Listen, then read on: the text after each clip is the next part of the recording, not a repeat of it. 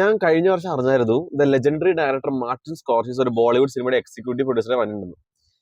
ഇന്നലെ വായിച്ച് പറഞ്ഞത് ആ ഒരു സിനിമയുടെ അല്ലെങ്കിൽ ആ ഒരു സിനിമയുടെ സ്ക്രീൻ പ്ലേയുടെ അത്യാവശ്യം കുറെ ഹെൽപ്പ് ചെയ്തൊന്നും പിന്നെ 3 കട്ട്സ് കണ്ടിട്ടാണ് ഈ സിനിമ അവസാനം ഇറക്കിയതാണ്. ഞാൻ പറയുന്ന സിനിമയാണ് ഹോം ബൗണ്ട്. കീടിലൻ സിനിമ. മസാൻ എന്ന സിനിമയുടെ ഡയറക്ടറാണ്. അതുകൊണ്ട് തന്നെ കാണാൻ പോകുമ്പോൾ നിങ്ങളുടെ മനസ്സിൽ ചെറുതായിട്ടൊന്ന് ആലോചിച്ചോളണം ഏത് ടൈപ്പാണ് ഈ സിനിമയുടെ കഥ പറയാൻ പോകണമെന്നും എന്ത് റേഞ്ചിലാണ് ഈ സിനിമ എടുത്തു വെച്ചിരിക്കണേന്നും.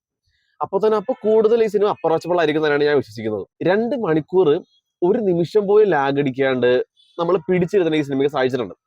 ആ ഒരു 2 മണിക്കൂർ നമ്മൾ ഇഷാൻ ഖത്തറിന്റെ ക്യാരക്ടറായ ഷോയിബിന്റെയും വിശാൽ ജത്വയുടെ ക്യാരക്ടറായ ചന്ദൻ കുമാരുടെയും ജീവിതത്തിലൂടെ നമ്മൾ യാത്ര ചെയ്യും.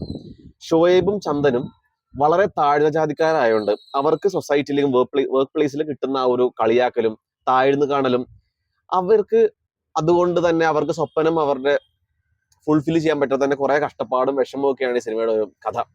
എനിക്ക് തോന്നുന്നുള്ള ഇതിലും ഭയങ്കര ആഴത്തിൽ ഈ സിനിമയുടെ കഥ പറയാൻ പറ്റും. അത്രയും മനസ്സിൽ തട്ടുന്ന രീതിയിൽ തന്നെയാണ് ഈ സിനിമയുടെ കഥ പറഞ്ഞു വെച്ചിരിക്കുന്നത്. ഈ ഒരു കണ്ടന്റ് അല്ലെങ്കിൽ ഈ ഒരു സിനിമയോട് ഈ കണ്ടന്റ് കണ്ടപ്പോഴാണ് എനിക്കും ഒരു റിയലൈസേഷൻ വന്നത്. ഇപ്പോഴും ഈ ഒരു കാലഘട്ടത്തും ഇങ്ങനെയൊക്കെ കാണുന്ന ആൾക്കാരുണ്ട്, ഇങ്ങനെയൊക്കെ കുറെ ഡിഫറൻഷിയേറ്റ് ചെയ്യുന്ന കുറെ ആൾക്കാരൊക്കെ ഉണ്ടെന്ന്. എന്റെ റിവ്യൂസ് അല്ലെങ്കിൽ എന്റെ റിവ്യൂ കാണുന്ന ആൾക്കാരിൽ അങ്ങനത്തെ ഒരു ചിന്താഗതിയുള്ള അല്ലെങ്കിൽ അങ്ങനത്തെ ഒരു കാഴ്ചപ്പാടിലുള്ള ആൾക്കാരുണ്ടെങ്കിൽ എനിക്ക് ആകെ ഒരു കാര്യം പറയാനുള്ളൂ, മനുഷ്യന്മാരെ പോലെ കാണുക.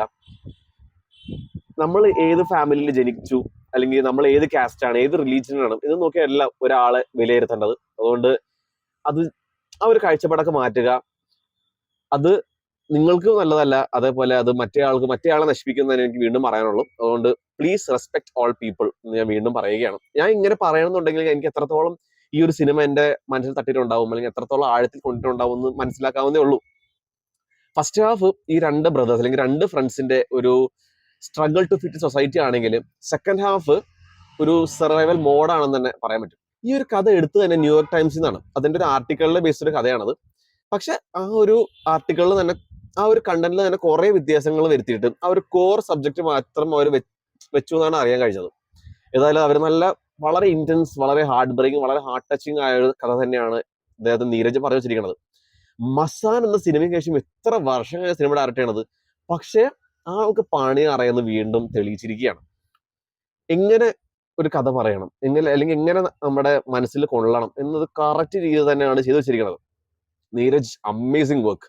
പിന്നെ ഇതിന്റെ visuals, each and every characters, പിന്നെ ഈച്ച് ആൻഡ് എവറി സീന് ഡെപ്ത്, ഓരോ ഇമോഷൻസ്, പിന്നെ അവരുടെ കഷ്ടപ്പാട്, ആ ഒരു ഹാർഡ് വർക്ക് എല്ലാം നമുക്ക് കറക്റ്റ് ആയിട്ട് ഫീൽ ചെയ്യും. എല്ലാം റിയൽ ലൈഫ് ലൊക്കേഷനിലൂടെ ആയതുകൊണ്ട് നമുക്ക് ആ ഒരു റൂട്ടഡ് ഫീൽ നല്ല രീതിയിൽ കിട്ടും. പിന്നെ ഇതിന്റെ ബാക്ക്ഗ്രൗണ്ട് സ്കോർ ആണെങ്കിൽ പോലും കുറെ സ്ഥലത്തൊക്കെ നല്ല രീതിയിൽ ഇമ്പാക്ട് ക്രിയേറ്റ് ചെയ്തിട്ടുണ്ട്.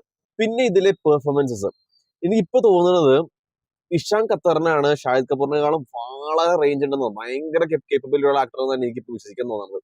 ഇതിനകത്ത് ഇഷാൻ ഖത്തർ ഒന്ന് കരഞ്ഞാൽ പോലും നമുക്ക് കരച്ചിൽ വരും. അത്രയും ആഴത്തിൽ അല്ലെങ്കിൽ വളരെ കണക്ട് ചെയ്തിട്ടാണ് ഇതിനകത്ത് പെർഫോം ചെയ്ത് വെച്ചിരിക്കുന്നത്.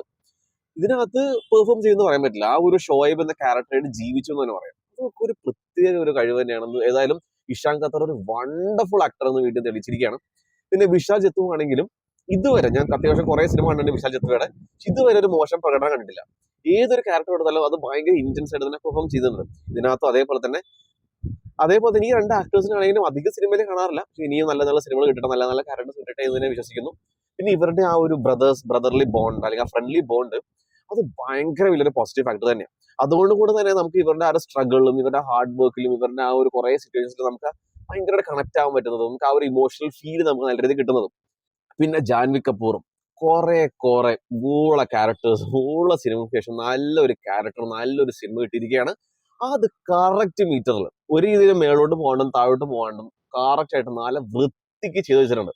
അഭിനയിക്കാൻ അറിയാമെന്ന് വീണ്ടും തെളിയിച്ചിരിക്കുകയാണ്. അത് നല്ലൊരു കാര്യം.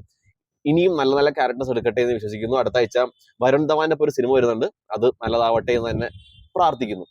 പിന്നെ ഇഷാൻ ഖത്തറിന്റെ ആണെങ്കിലും വിശാൽ ജത്വയുടെ ആണെങ്കിലും വീട്ടിൽ ഇതില് ഇവരുടെ ഫാമിലി മെമ്പേഴ്സിലെ ഓരോ ആൾക്കാരും അടിപൊളിയായിട്ട് ചെയ്തു വെച്ചിട്ടുണ്ട്. പിന്നെ വർക്ക് പ്ലേസിലെ ആൾക്കാരാണ് ഇഷാൻ ഖത്തറിന് അത് സൂപ്പർ ആയിട്ട് അവർ ചെയ്തു വെച്ചിട്ടുണ്ട്. പിന്നെ നെഗറ്റീവ്സിനെ പറ്റി പറയുകയാണെങ്കിൽ ഞാൻ നേരത്തെ പറഞ്ഞു ഇതൊരു മസാൻ ഡയറക്ടറാണ്. അപ്പൊ ഏകദേശം ആ ഒരു മൂഡിൽ വേണം ഈ പടം പോയി അപ്രോച്ച് ചെയ്യാനായിട്ട്. നിങ്ങൾക്ക് എന്തായാലും ഇഷ്ടപ്പെടുന്നതിനെ വിശ്വസിക്കുന്നു. പിന്നെ ഇതൊരു ആർട്ടിസ്റ്റിക് കൈൻഡ് ഓഫ് എക്സിക്യൂഷൻ ആണ്. പക്ഷെ ആർട്ടിസ്റ്റിക് കൈൻഡ് ഓഫ് എക്സിക്യൂഷൻ എന്ന് പറയാൻ പറ്റില്ല, നല്ല രീതിയിൽ എൻഗേജിങ് ആണ്, ഒരു ഡൾ മൊമെന്റ് പോലും ഇല്ല. ഭയങ്കര പെയിൻഫുൾ ഒരു സിനിമയാണെന്നും കൂടെ പറയാം. അപ്പൊ ഏകദേശം അങ്ങനെ വേണം ഈ സിനിമയെ പോയി കാണാനായിട്ട്. നല്ല ഹിന്ദി സിനിമകൾ വരുമ്പോൾ, അല്ലെങ്കിൽ ഇങ്ങനത്തെ ഒരു ടൈപ്പ് സിനിമകളൊക്കെ വരുമ്പോൾ പോയി തിയേറ്ററിൽ തന്നെ പോയി എക്സ്പീരിയൻസ് ചെയ്യുക, പോയി സപ്പോർട്ട് ചെയ്യുക. എന്നാലേ ഇങ്ങനത്തെ മേക്കേഴ്സ് അല്ലെങ്കിൽ ഇങ്ങനത്തെ സിനിമകൾ കൂടുതൽ നല്ല നല്ല സിനിമകൾ വരുള്ളൂ, ഈ റീമേക്കും ഈ എന്റർടൈൻമെന്റ്സും അല്ലാണ്ട്. സോ പറയുവാണെങ്കിൽ I really love the movie, I really enjoyed the movie. എനിക്കൊരു മാസ്റ്റർ പീസ് സിനിമയായിട്ട് തന്നെയാണ് ഞാൻ കണ്ടത്. എന്തായാലും നിങ്ങളും പോയി please support the movie, please experience the movie in theatres. ഈ രണ്ട് ബ്രദേഴ്സിന്റെ ലൈഫ് നിങ്ങൾ തന്നെ പോയി കാണുക, നിങ്ങൾക്ക് ഇഷ്ടപ്പെടുന്നു ഞാൻ വിശ്വസിക്കുന്നു.